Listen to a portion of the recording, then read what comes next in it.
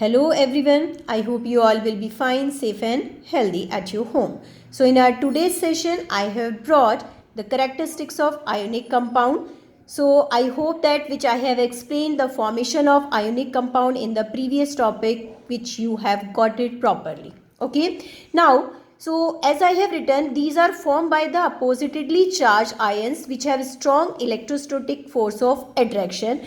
So that we must know that positive and negative charges, they attract to each other by the strong force of attraction. So in the most probably in the ionic compound, strong electrostatic forces are produced between them. Okay, so the first characteristic which we have to study in detail, that is of physical state, that already I have told you this is the external appearance. Okay, so due to the strong force of attraction between positive and negative ions are arranged close to each other in ionic compound, they most probably they occur in a solid and brittle form. Solid form, they acquire hard shape, and brittle, they can be broken into a small pieces easily also. Okay, now the next property which we have to understand, this is the melting and the boiling point. So as recently we have studied, they form a strong electrostatic force of attraction. So as we have to break their bond, we have to provide large amount of energy. So it is clear from that all the ionic compound, they show high melting and boiling point, because to melt them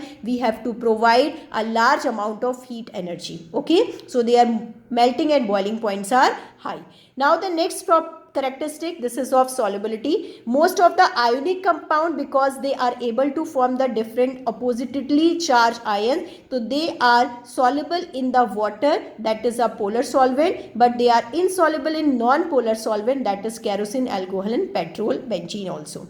Next is to be, whenever they are to be in their aqueous form or in their molten state, they easily convert into in their ions. Okay, so now the next property which we have to understand, this is the conductivity of electricity. As we know that current always flows in the opposite direction of current electrons. Okay, so that we must know that for the conduction of current, there should be a flow of electron, and electron flows totally depends upon the movement of ions. Okay, so conduction of current involves a movement of charged particle as they charge into ions, so they conduct electricity in aqueous state.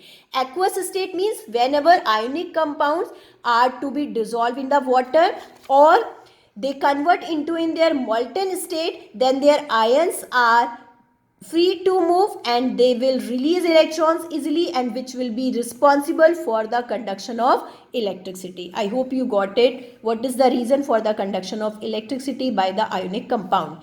Here I have written the one question that you have to understand. Are solid ionic compound conduct electricity? If yes or no, why? So here answer it is to be no. Why? Because in a solid forms, ions are not free to move. They will not be able to release electrons, or if the electrons will not release, no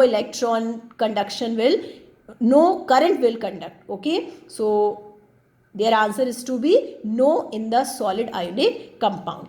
So you all have got it, the characteristics of ionic compound. So let's come on the properties of non-metal. This is the next topic which we have to understand. So here today I will discuss the physical properties of non-metal. So as most probably I have taught, metals occur in a solid form, but non-metals, they occur in a solid, liquid and the gaseous form. Solid form example, it is to be iodine, liquid form bromine, and in a gaseous form most probably all the gases, noble gases, helium, neon, argon, krypton and O2 and N2. These are not a noble, but these are also a non-metal. Next is to be, these are neither malleable nor ductile. Even it means they cannot convert into a thin sheet or into a thin wire. Generally they are soft. Most probably non-metals are soft, but here the exception is diamond. Diamond is the allotropic form of carbon, which is hardest substance in the world. Okay, now the next is to be non-metals. Most probably they are non-lustrous. I mean to say they do not shine, but here the exception is to be iodine and graphite. These are the non-metal which can shine also. And now they are non-sonorous, means on beating with the hammer they do not produce loud sound. Next property, it is to be they are bad conductor of heat and electricity. It means they do not conduct electricity, but here is the exception of graphite. Graphite, it is the allotropic form of carbon. This is able to conduct the electricity, but why it is able to conduct the electricity we will discuss in the next session. Now the next property, it is to be they show low melting and boiling point, but here once again the exception is to be diamond, because diamond is the hardest substance, so it shows the highest melting and boiling point. Okay, now the next property, this is also very important. Most probably non-metals are less reactive. As we call it, metals are reactive but non-metals are less reactive, but here also the one exception, this is a phosphorus. Phosphorus is only the non-metal which is highly reactive. Because of its reactive nature, it is to be used on the matchboxes. Even on the striking, it causes fire. So that is of its fire causing nature within a second. This is to be known as highly reactive non-metal, but rest of the non-metals are less reactive. So this becomes the exception of this property. And the next property is to be most probably all the non-metals are electronegative in nature. They complete their octet by accepting one electron. Okay, so they acquire most probably negative charge on it. Okay, so I think you all have got it, the physical properties of non-metal also. That's all for today.